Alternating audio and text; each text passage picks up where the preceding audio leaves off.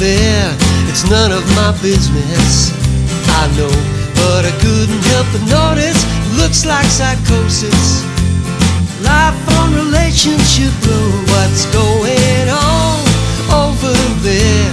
It's none of my business, I know, but I couldn't help but notice, looks like psychosis.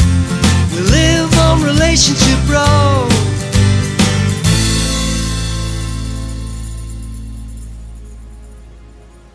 Jerry in number 8 has been self-isolating since finding out that a member of his team may have been infected with the coronavirus. It has been far worse than he thought, as Shona, his wife, has made him stay in the girls' bedroom, and she has brought food and drink up to him. She won't even let him go downstairs to make a cup of tea in case he contaminates the kitchen. She has bought a cheap kettle so that he can make himself hot drinks in the room. He hates the whole situation, especially as he feels just fine in himself. While he is feeling sorry for himself again, his phone beeps with a message. It's from the senior manager at work. Jerry finds himself saying a silent prayer that it's good news. He clicks on the message, which reads, "Please remain in isolation at home and contact your local GP if you have any signs of the coronavirus. An employee that you may have been in contact with has tested positive for COVID-19. After 14 days has passed, if you remain symptom-free, you may return to work. Your manager will ring you within the next 24 hours." Jerry isn't sure if he can stay cooped up in his bedroom for another week. He feels as though he will go insane. He will go into the garden when Shona takes the girls out, but he knows that this makes extra work for her, as she has to put on her disposable plastic gloves and wipe down all the door handles and anything else that he might have touched. She makes the girls sit on the mat in the hallway while she does all of this, just in case they come into contact with the surface that he may have touched. The whole thing has become a ritual of deep cleaning. He feels like a social pariah. Jerry begins to wonder if this is what it maybe feels like to be a black person living in a racist white neighbourhood, or someone claiming off the state when everyone around you works. He has plenty of time for these type of thoughts now that his life has been put on hold. Jerry speaks to his manager and then he telephones his old GP. They haven't had a chance to change doctors since moving, as it has not seemed that urgent. His GP explains that unless he shows any symptoms, he doesn't need to be tested for COVID-19, but tells him that he should continue to self-isolate, including from his wife and children, as he is doing. His doctor, at least, is pleased with him, and tells him that if everyone took it as seriously and practiced self-isolation as he is doing, the world would be a safer place and the spread would be contained more easily. With that in mind, Jerry settles in for another night in the small single bed and another evening watching TV on his own. Sadly, this whole event has had a detrimental effect on the relationship between Jerry and Shona, as she is operating in a hypervigilant state, and naturally they are having no physical contact at all. She is making him take his temperature twice a day. He tells her what it is for the morning and the night time, and she is keeping a record. Shona isn't taking any chances. The nearest Jerry gets to his wife is through a closed door, which is difficult as this occurs once the children have gone to bed. Neither of them want to talk loudly and disturb the girls in the other room, so communication is a bit stilted and it tends to peter out after about 10 minutes. They both miss just being with each other and sharing the children and other aspects of normal life. Silently, they both hope that they will get back to normal very soon. Shona feels as though she has just become a single parent and is finding it tough. She feels for anyone who might find themselves bringing up children on their own on a permanent basis.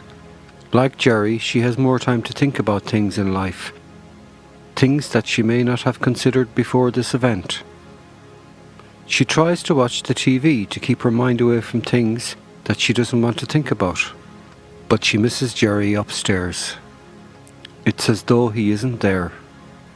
Her mind isn't seem able to focus on the TV, and she finds herself thinking about Paula, her next-door neighbour, who seems lost and lonely without her mother, who passed away last year. Shona wonders if she feels like she does, missing Jerry. Then she realises that no, Paula must feel much worse than she does, as her mother has gone forever. She reminds herself that as difficult as this might seem, she will have Jerry back by her side very soon, as it looks as though he is not showing any signs of infection. Shona's heart goes out to her neighbour and determines to try and help her, if she will let her, that is. Mary in number 2 has been attending counselling sessions online, and to her surprise, she feels really comfortable talking to Siobhan, her therapist. She feels as though a burden is being lifted from her shoulders. Mary is also happy to share some of what is happening in her counselling sessions with Marissa, although Siobhan has told her that this isn't necessary. However, Mary believes that this will make Marissa feel more secure about their relationship, and it will also let her know just how serious she is about dealing with her mixed-up emotions and fears. In fact, she enjoys being able to share some aspects of her therapy with Marissa. It's crazy, she thinks to herself, but I am actually enjoying some of these counselling sessions. So, how did it go today? Asks Marissa when she comes home from work. It was amazing, replies Mary. Of course, I cried buckets, but I'm getting used to that happening. Siobhan helped me to see how indoctrination from such a young age has contributed to my extreme feelings of guilt, which has made me worse because no one ever built me up or made me feel as though I really mattered. I realise now that I have spent my whole life trying to make other people like me, or as she says, affirm who I am, and I've never had the confidence or ability to affirm myself. You know, this counselling is dealing with so many more issues than I ever thought it would. It's as though I have finally found a key to a rusty old lock which is slowly being cleaned up and oiled so that it becomes all shiny and new and able to function as it should. I'm so glad you persuaded me to do this, Marissa. Mary grins broadly and moves to give Marissa a big hug. She is feeling so much better these days, and she feels a lot more confident that she and Marissa can get through this and move on together. Next week she plans to tell her boys about her feelings for Marissa. That's a really big deal for her. But she knows that if she can do that, and if the boys react okay, then she feels she will find it much easier to tell other people who don't matter as much. Marissa hugs her back before they head into the kitchen for a cuppa and one of Mary's homemade biscuits. Sadly, in flat 19, things are not so cheerful. Brendan had hoped that Laura would allow the children to visit him again in his flat now that the lockdown has eased, but she has insisted that he meet them outside, such as in the park. That's fine, he thinks, if the weather is fine, but it has rained almost continuously for the past number of days, and he doesn't know if the meet-up will take place. The uncertainty about the situation contributes to Brendan's anxiety, and unfortunately, his anger towards Laura seems to be getting worse. He rings Eddie to ask for a brief online session and some words of wisdom, he hopes. While he's waiting to hear back from Eddie, Brendan begins to consider what Eddie might have to say to him. He has been talking with him for several months on and off now, and he can almost hear his voice in his head. He knows that Eddie will ask him about his week and whether he has taken any exercise or done anything to help himself. Brendan realises that he has nothing to help himself, and so he grabs his jacket and sets off for a walk up the road. There are some woods about a half a mile away, and he decides to go there and see what new plants have emerged and see if he can spot any birds. He has always enjoyed nature, and yet somehow he forgets this when he starts to feel down. For the first time he realises that this is progress, and he smiles, knowing that Eddie will be pleased for him. He is actually doing something positive to help himself. Brendan makes a decision to actively look at everything he sees on this walk and not allow thoughts of his children or Laura to spoil this activity. This is my walk, he thinks to himself. This is my time, and I can choose to feel good. That's what Eddie says anyway. Brendan begins to enjoy his walk and is just quietly watching a tiny wren hop about on a fallen branch when he hears someone shouting and whistling. "Caesar! Caesar!" calls a male voice. "Here, boy, where are you?" A young man comes into view and the wren flies away. "Hello," says the man. "I'm looking for my dog.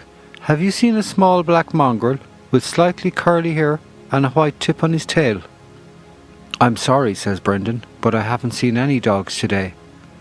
I've been here for about half an hour and you're the first person I've seen. Has he run off?" "I don't know," says the man slightly desperately. "I was in the shop and I left him tied up outside like I usually do. But when I came out again, he'd gone. I've searched everywhere. We often come walking here and I wondered if he had come this way. I don't know where else to look."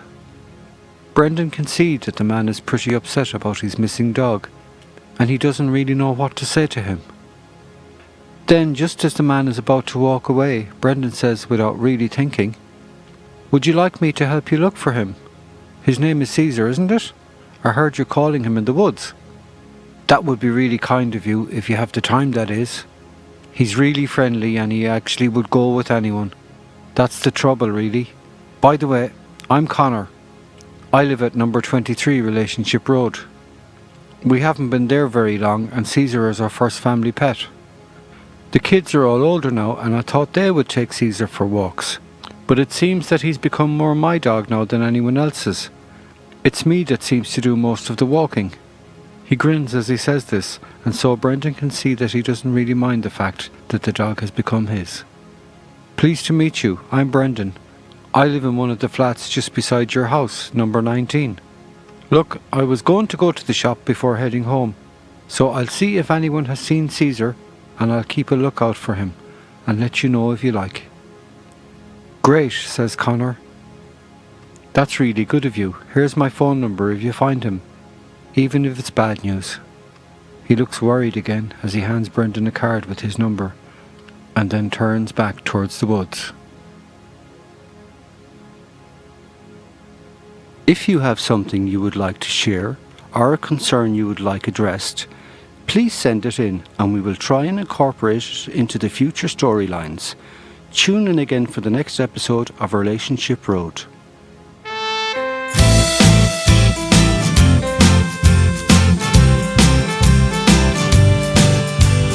Welcome to Relationship Road, where people live just like me and you, alone or together in all kinds of weather, and most of them are scared of this flu.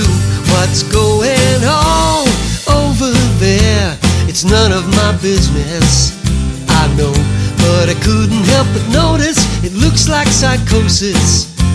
The pressure's starting to show. What kind of neighbor am I? Am I doing my bit for the road?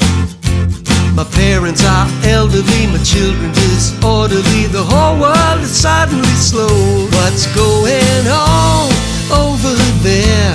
It's none of my business, I know, but I couldn't help but notice it looks like psychosis. The pressure's starting to show. And if you need me, let me know, and I will be the first to show.